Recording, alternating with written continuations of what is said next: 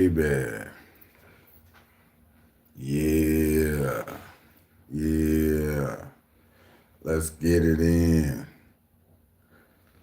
Let's get it in. Y'all bring it on this way. Slide this way. Let's go, let's go. Let's go. We doing this one more again. We gonna stay live today. We go really break through on some things. And I'm just letting a little time pass, just to get the flow going. Real spill. That's pretty much what I'm doing right now. And right now, just take the time to reflect. There's it's a lot going on in the world. It's a lot going on personally. It's a lot going on with my job. It's a lot going on in the world, man. It's just, yeah, we'll try to get to the bottom of a lot of these things. We're going to touch on these subjects, shed some light to it, Mic check, can you hear me? Mic check, can you hear me? Mic check, can you feel me? Mic check. All right now. Y'all ready? We'll get it in. So, the biggest thing that's going on in the news right now is what's going on with P. Diddy. His whole world is crumbling like week by week, day by day, minute by minute, second by second. There's more allegations, and basically that's going to double up on the funds from the lawsuit. So basically is with all the evidence that they claim to have, is they doing the public execution first. The public execution set up for when they start releasing the evidence that they have, or the trial, whether it's going to be televised or private. And if it's going to be televised, it's going to shock the world if they really open up the can of worms. And what I don't get is what took them so long. All this is true, and they've been hearing about Puff for years, and nobody can sit there and tell me that that's not true. You know what I'm saying? And that's the same with R. Kelly. It was a lot of rumors going around about him, and a lot of things ever since Aaliyah came in the game, and they found out that he was married to her for a little while, and look what happened. All the stuff started circulating, and then in the early 2000s, the whatchamacallit, the sex tape and all that, and he ducked and dodged all that, but then they came with what they come with, and look, now this with Puff, this seemed like this on a greater scale, because it's like they got a bigger fish to fry, because Puff is a way bigger fish than R. Kelly, so it's gonna hit a lot different if they really open up the bag and do what they seem like they doing, because the public execution pretty much paint the picture, and there's no way you could have a jury trial without nobody actually hearing about this, or just not even if they hear about details. You know what I'm saying? What y'all think? Seriously, what y'all think? Let me know. We could get into what's real, what's fake, what you could prove, what you can't prove. Because if you look at all the stuff that's getting leaked on Twitter, it's like they got something. They got something, and it's not. I ain't gonna lie. I was trying to ignore this for a minute because I knew, I knew that if it was real, it won't go away.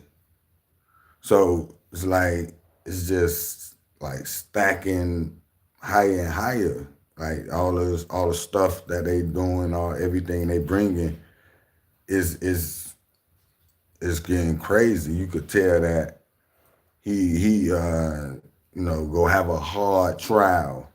It's gonna be tough to beat it all the way. Just being, or they go just drain them so much financially, and then make them plea out to something that may be obtainable for him. You know, hit him with a 30 piece like they did R. Kelly, and with him being in his 50s, he won't get out till he 80 something. And that's how that run. So it's I was trying to ignore. I was like, man, this can't be real. But it's real. And people like Jaguar Wright and Orlando Brown is looking more like prophets and stuff like that. You know what I'm saying? So, well, I ain't gonna say prophets, but they knew, but people thought they was crazy. You know what I'm saying? But it's a lot. It's a lot you could go by about how it's staying in the news. But then if you listen to the conspiracy theories on the flip side, all that could be a distraction from something else. That's how they be. But it's a lot about like Puff that they saying that didn't have, that not didn't have, but that they didn't do for Epstein. You get what I'm saying? That's kind of like, that's how I'm feeling, like ego, or but probably because Epstein, uh, what he did, his demise, and maybe they can't open that up. Is I don't know. I don't know personally, but all right, we gonna go up off the Puff subject. But what y'all think about that college game with Alabama and Georgia? That was wild. That was a wild finish. Cause I ain't gonna lie, I didn't watch the whole game, but I watched a lot of I like slid to it and slid back and was like, dang, Georgia ain't, you know what I'm saying, ain't even making it close.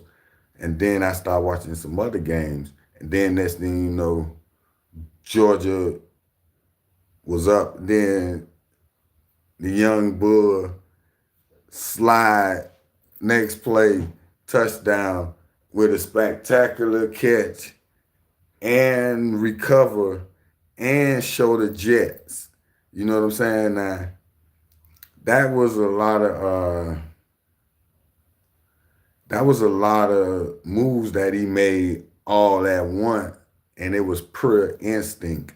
Now, that's the definition right there of talent. What he did, that wasn't a skill. That was a talent.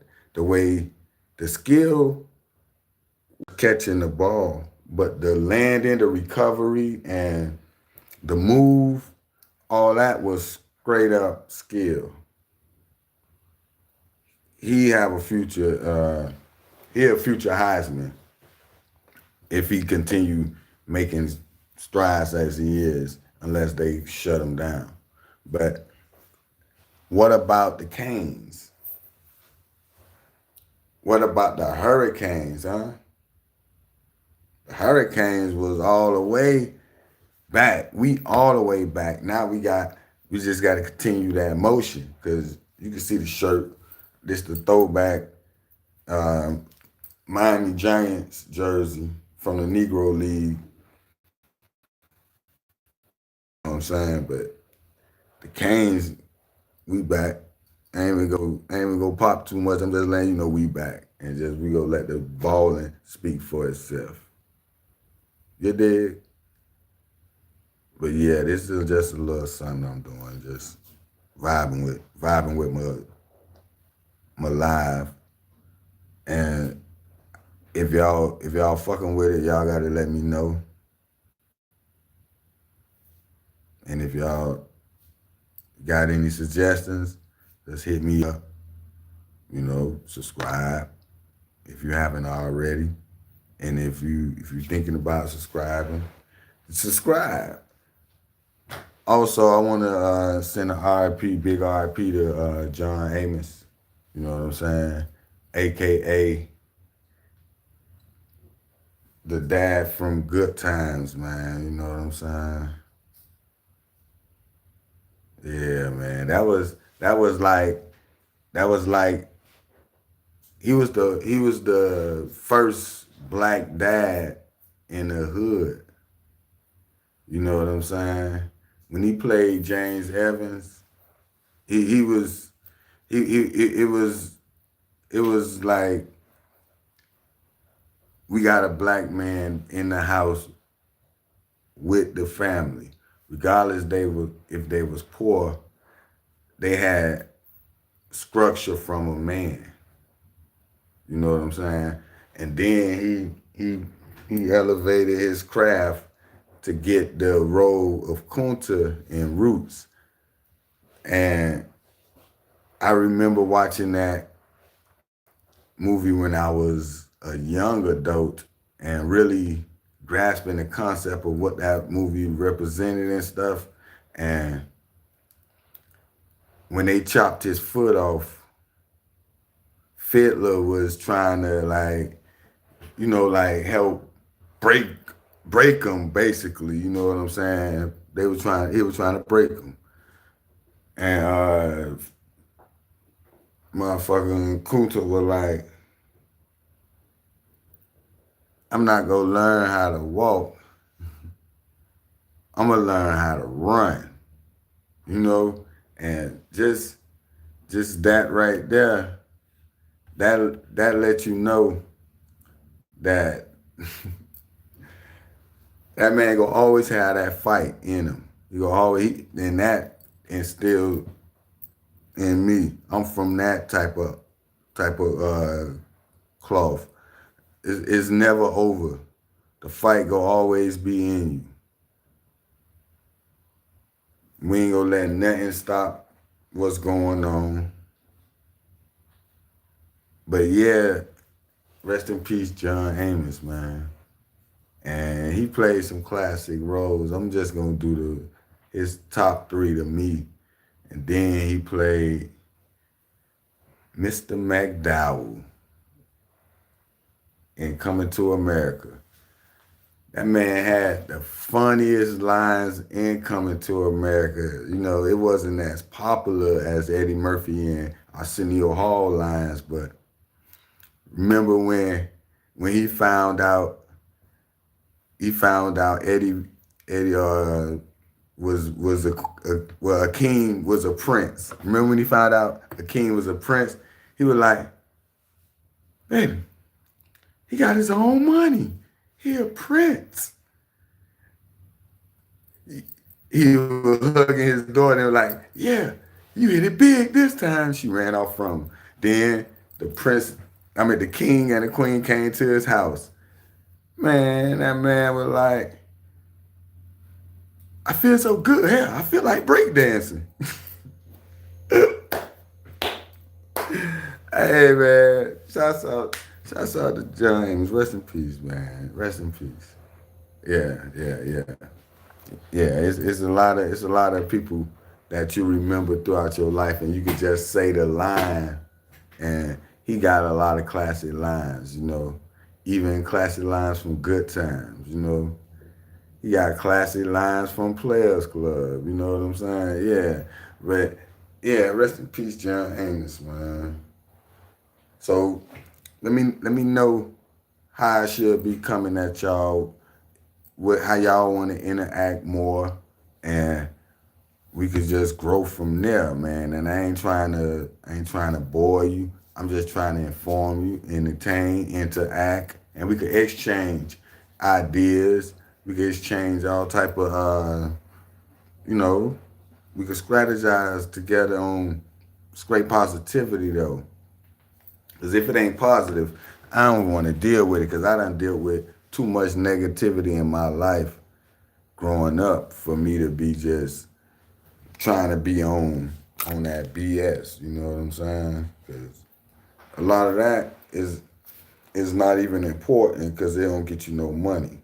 When you focus your mind on money, a lot of that BS, it really sounds foreign. It sounds like a foreign language to somebody that's on top of their craft and on top of their game. So a lot of times that's why a lot of people don't mess with people that be with the bug because they recognize it and they just stay far from it. And it just don't make sense to them why people can't get on their square, get on their path and do what's right and be righteous. It's a lot of ways you could be righteous and be right in this world. It don't have to be the same path that somebody else chose or somebody trying to tell you what to do. Somebody could influence you or somebody could make suggestions. And if it sounds good, maybe you could apply that to your own recipe and stuff like that. Because you can't just walk somebody else's path. You don't even have on their shoes. You don't even know their plans. You just walking their path. So I understand when the younger generation want to walk their own path. It's just it's best to get some guidance on your path, especially if you either elevating on your path or if you're not elevating. You should get some type of guidance because that'll help you maneuver and navigate a lot better. Because that's what I learned growing up, reflecting on younger kids who always was on a hustle or always was good with the ladies or with the little girls, when this kitty stuff with the girls, and I understood that they was getting influenced by older people who was giving them the information, and they just went ahead and applied it, similar to like a coach coaching up his team to execute on strategy and formations and plays. So when you get influenced by somebody who you trust and that person is influencing you positively and it have positive results, it's a lot that could be done with that type of information, and people will think that you lucky or they'll think that you just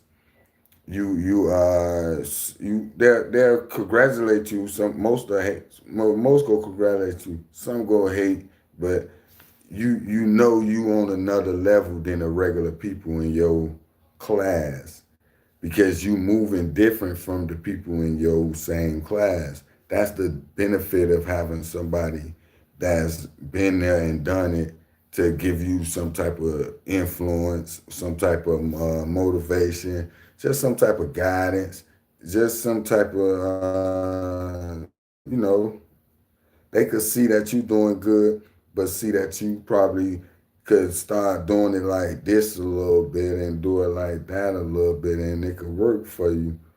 or it could not, or you can still do how you want to do it. You still gonna be doing good because you got it in you. But for the people that's just flunking out here in the world, now that's some real. This is a different subject. I'm talking about the people that's flunking in the world. People that's just every direction that they take and they go, they just messing up. You know what I'm saying? It's really not a good look for them. It's really not a good vibe for them. They just not getting the results because a lot of times they not putting in the same type of preparation for when it's time to execute.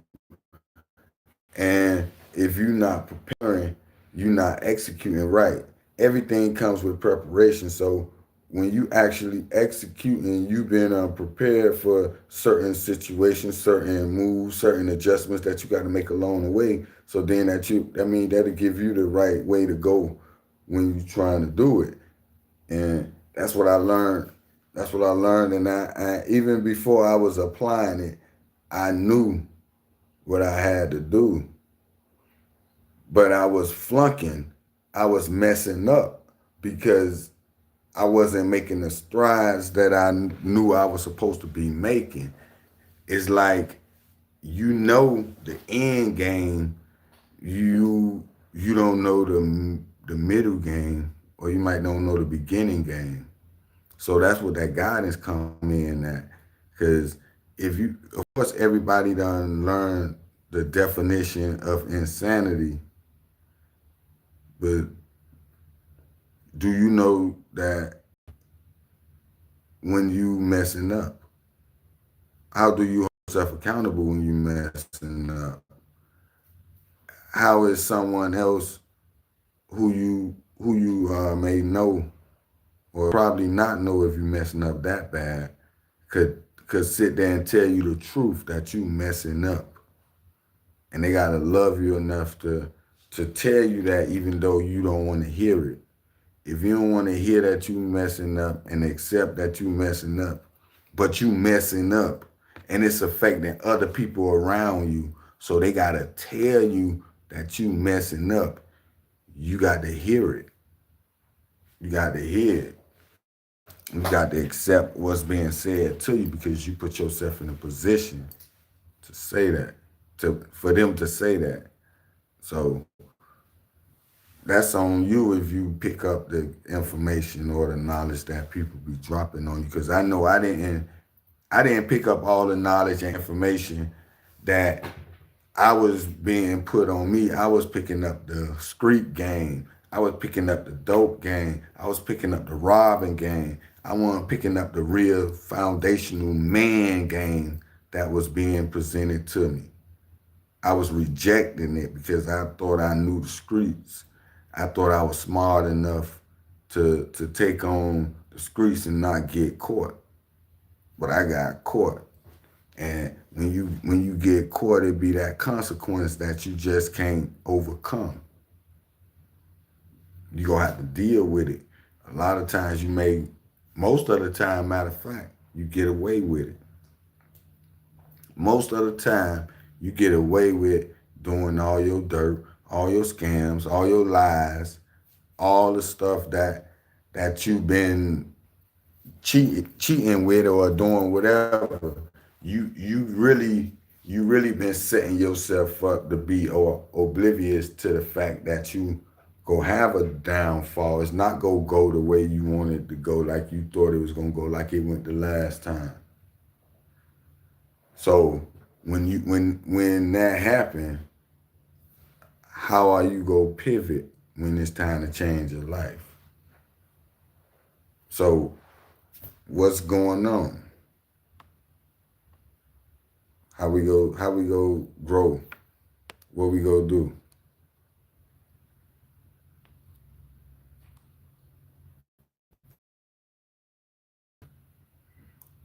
So yeah, it is what it is, and we go get it right. But I'm just dropping jewels, and I'm touching on a whole bunch of subjects because that's how my mind be wondering when I'm just cooling. You know what I'm saying? If I got an issue or a problem, I'm gonna really focus on it and try to resolve it and not make it a major problem. A wise person told me that a problem is not a problem unless you make it a problem.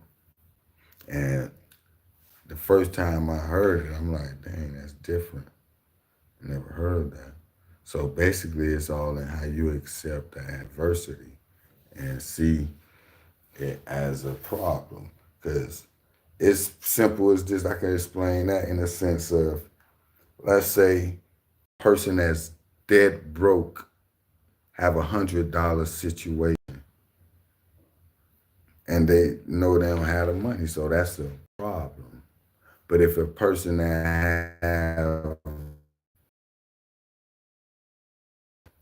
paid $100 and keep flowing, so it's really not a problem because they didn't make it a problem.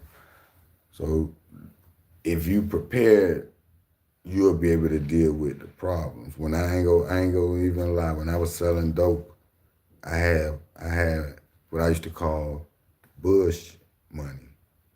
You know, money that I just put away because I know it's gonna be some BS happening. It's gonna be some BS. It's gonna be some crap. It's gonna be something that and we basically got to be ready for it.